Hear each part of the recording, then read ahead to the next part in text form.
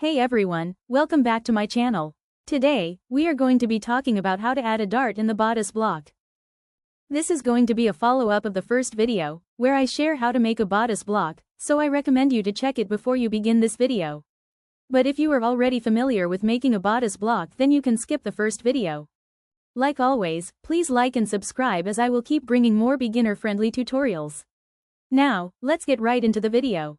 Previously, we had made this basic bodice block. For this tutorial, we are going to add a waist dart.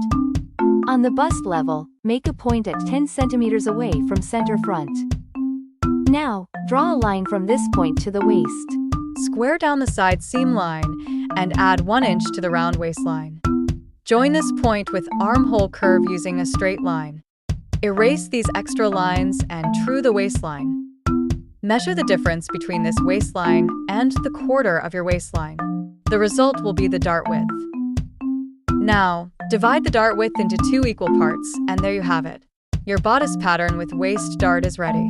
It is recommended to true the dart 1.5 centimeters below the bust point. It also gives a nice curve to the bust. That's all for this one.